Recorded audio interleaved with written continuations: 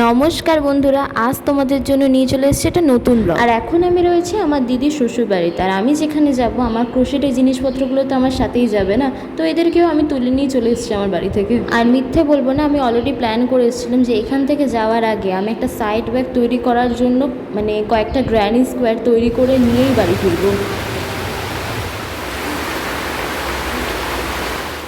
এতক্ষণ ধরে এমনভাবে মুষলধারে বৃষ্টি হওয়ার পর ফাইনালি ওয়েদারটা ঠান্ডা হয়েছে। অনেস্টলি ঠান্ডা ওয়েদারে কাজ করতেও ভালো লাগে।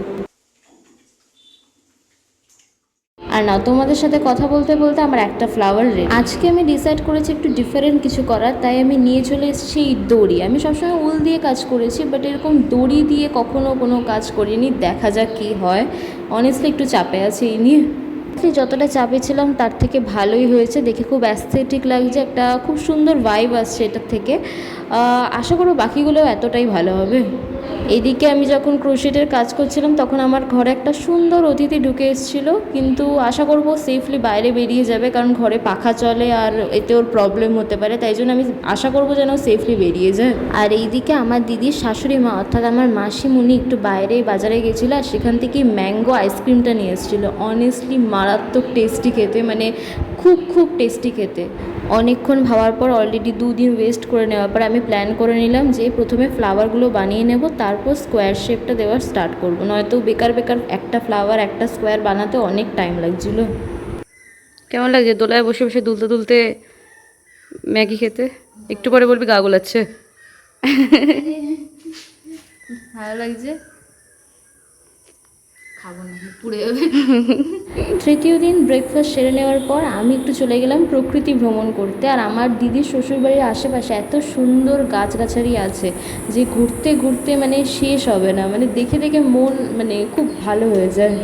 আর শুধু গাছপালাই নয়, এখানে একটা খুব সুন্দর বড় পুকুর রয়েছে যেখানে অনেক মাছও রয়েছে। আর এখানে বিভিন্ন টাইপের পাখিও আসে, বিভিন্ন টাইপের কালারফুল পাখি। বিকেলে আমি আবার বসে পড়েছি আমার গ্র্যানি স্কোয়ারগুলোতে ফাইনাল বর্ডার দিতে। আর আমার দিদি সাজেস্ট করেছিল ফাইনাল বর্ডারের জন্য সবুজ কালার ইউজ করার, আর অনেস্টলি দারুণ লাগছিল ওটা। তো এটা আমার ফাইনাল লুক। অনেস্টলি গ্রিন কালারটা মারাত্মক সুন্দর লাগছে এটার ওপর। 4 নম্বর দিন আমার দিদি আর মাসিমণি ডিসাইড করলো যে একটু সিঙ্গারা আর চপ ভাজবে, সুতরাং সেটারই এখন জোগাড় চলছে। আমার দিদি সিঙ্গারা করছে আর আমার মাসিমণি হচ্ছে চপ ভাজার দায়িত্ব নিয়েছে। অনেস্টলি খুব এক্সাইটেড আছি খাওয়ার জন্য, দেখা যাক কেমন হয় খেতে।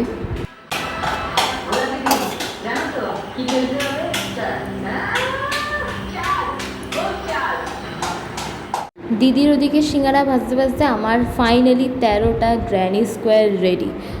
অনেস্টলি ফাইনালি কমপ্লিট হয়েছে, দেখেও ভালো লাগছে আমার। একটা কথা বলে দিচ্ছি, যদি ব্যাগটা না তৈরি করতে পারি এটা ওয়ালম্যাট হিসেবেও কিন্তু দারুণ লাগছে। আর এদিকে আমার দিদির সিঙ্গারা ভাজা অনগোয়িং চলছে। আমার আগেই বলেছিলাম 13টা গ্র্যানি স্কোয়ার কমপ্লিট হয়ে গেছে, বাট আফসোস আমি এগুলোকে এখন স্টিচ করতে পারবো না একসাথে, কারণ শেষ হয়ে এসছে। আমার আর কিচ্ছু করার নেই, আমাকে কলকাতা যাওয়া অবধি ওয়েট করতে হবে। আর ঠিক এই কালারের উল মেবি আছে কিনা আগে চেক করতে হবে। তারপর হচ্ছে সেগুলোকে না থাকলে কিনতে হবে, কিনে তারপরে আমি একমাত্র ব্যাগটা স্টিচ করতে পারবো, নয়তো পারবো। আফসোস একদম তৈরি করে তো কলকাতায় ফেরা হলো না, বাট স্টিল গ্র্যানি স্কোয়ারগুলো রেডি হয়ে গেছে যখন একদম চাপ নেই। সেটা তোমরাও জানো যে গ্র্যানি স্কোয়ার তৈরি হয়ে গেলে অনেক কিছুই করা যায়। আপাতত তো আমি লাস্ট গ্র্যানি স্কোয়ারটা ওয়েভিং করে নিচ্ছি, কারণ এইটা করার প্রয়োজন, করতে তো ইচ্ছা করে না, বাট কিছু করার নেই, না করলে খুব অদ্ভুত দেখতে লাগবে। এনিওয়েজ, তো আজকের এই ব্লগটা এখানেই শেষ হলো ফাইনালি। তোমাদের ভালো লাগলে অবশ্যই লাইক শেয়ার আর সাবস্ক্রাইব করতে ভুলবে না, আর কমেন্ট করে জানাতে একদম ভুলবে না যে আমার দিদির এই শ্বশুরবাড়ি কেমন লাগলো, চারিদিকে সুন্দর নেচারটা কেমন লাগলো, আর তার সাথে আমার এই গ্র্যানি স্কোয়ারগুলো কেমন লাগলো। চলো আজকের এই ভিডিও এখানে শেষ হলো। Stay safe, tata.